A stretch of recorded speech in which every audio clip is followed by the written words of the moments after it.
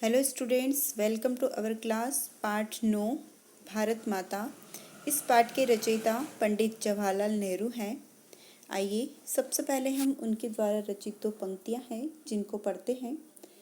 सच्ची संस्कृति को दुनिया के हर कोने से प्रेरणा मिलती है, लेकिन वह अपनी ही धरती पर पैदा होती है और उसकी जड़ें जन मन में समाई रहती हैं। अर्थात हमारी जो संस्कृति होती है वह दुनिया के हर कोने में फैली तो रहती है। हर कोने में हमें हमारे संस्कार, हमारी संस्कृति मिलती है, लेकिन वह हमारी धरती पर जहाँ पर हम जन्म लेते हैं, जिस देश के हम निवासी होते हैं, वहीं आकर पैदा होती है। हमारे अंदर जो संस्कार है, जो संस्कृति है, वो हमेशा तो रहती है, परंतु हम उसका प्रयोग हमारे देश, हमारी धरती पर आकर ही करते हैं। उनकी जड़ें वहीं पर जन मन में समाई हुई रहती हैं और वहीं वह फैलती हैं। उपसंहार भारत की खोज से ये पंक्तियाँ ली गई हैं। जवाहरलाल नेहरू का जीवन परिचय। जन्म सन 1889 इलाहाबाद उत्तर प्रदेश में हुआ था। इनकी प्रमुख रचनाएं मेरी कहानी, आत्मकथा, विश्व इतिहास की झलक, हिंदुस्तान की कहानी, पिता के पत्र पुत्री के नाम, हिंदी में अनुवाद, हिंदुस्तान की समस्याएं, स्वाधीनता और उनके बाद राष्ट्रपिता, भारत की बुनियादी एकता, लड़खड़ाती दुनिया आदि लेखों और भाषणों का संग्रह। इनमें लेखों और भाषणों का भी संग्रह है और ये सारी इनकी महत्वपूर्ण रचनाएं हैं। इनकी मृत्यु सन 1964 ईस्वी में हुई है। जवाहरलाल नेहरू का जन्म इलाहाबाद के एक संपन्न परिवार में हुआ। इनके पिता वहाँ के बड़े वकील थे। इनका जन्म संपन्न मतलब धन से किसी भी चीज़ की कमी ना थी, ऐसे संपन्न परिवार में इनका जन्म हुआ था और इनके पिता इलाहाबाद के बहुत बड़े वकील थे। नेहरू की प्रारंभिक शिक्षा घर पर तथा उच्च शिक्षा इंग्लैंड में हेरो तथा कैम्ब्रिज में हुई। वहीं से वकालत की पढ़ाई भी की, लेकिन नेहरू पर गांधी जी का बहुत बड़ा प्रभाव पड़ा। उनकी पुकार पर वे पढ़ाई छोड़कर आज़ादी की लड़ाई में जुट गए। आगे चलकर सन 1929 में वे भारतीय राष्ट्रीय कांग्रेस के लाहौर अधिवेशन के अध्यक्ष बने और पूर्ण स्वतंत्रता की मांग की।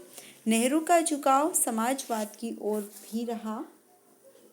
सन 1947 में जब भारत स्वतंत्र हुआ तो नेहरू जी पहले प्रधानमंत्री बने। हमारे जो प्रधानमंत्री थे पहले वो कौन थे? पंडित जवाहरलाल नेहरू, जो 1947 में हमारा देश आज़ाद हुआ था उसके बाद बने थे और भारत के निर्माण में अंत तक जुटे रहे। उन्होंने देश के विकास के लिए कई योजनाएं बनाई, जिसमें आर्थिक और औद्योगिक प्रगति तथा वैज्ञानिक अनुसंधान से लेकर साहित्य, कला, संस्कृति आदि क्षेत्र शामिल थे। नेहरू जी बच्चों के बीच चाचा नेहरू के रूप में जाने जाते थे, क्योंकि बच्चे सारे उनको चाचा नेहरू के नाम से जानते थे और उनको बच्चों से बहुत प्रेम था।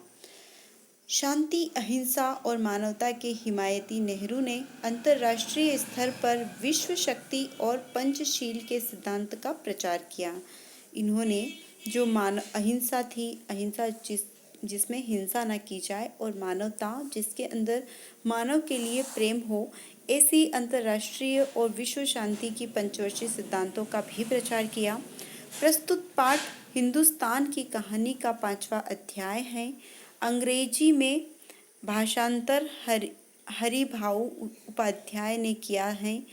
इसमें पंडित नेहरू ने बताया है कि किस तरह देश के कोने कोने में आयोजित जलसों में जाकर वे आम लोगों को बताते थे कि अनेक हिस्सों में बटा होने के बाद भी हिंदुस्तान एक है। इस अपार फैलाव के बीच एकता के क्या आधार हैं और क्यों भारत देश है एक है, जिसके सभी हिस्सों में नियति एक ही तरीके से बनती बिगड़ती है। यही पूरे पाठ की विषय वस्तु है। इस क्रम में नेहरू जी ने भारत माता शब्द पर भी विचार किया है और उनका निष्कर्ष है कि भारत माता की जय का मतलब है यहाँ के करोड़ों करोड़ों लोगों की जय। कहने की ज़रूरत नहीं कि अपने छोटे आकार के बावजूद इस लेख का कथ्य अत्यंत विराट और प्रस्तुतिकरण को पेना है। भारत माता शब्द का इन्होंने प्रयोग करके भारत माता की जय के साथ साथ अपने देश के जितने लाखों करोड़ों लोग हैं उनकी जय जयकार की है। इन्होंने भारत की संस्कृति, सभ्यता और भारत की एकता के बारे में इस पूरे पाठ के अंदर प्रस्तुत किया है।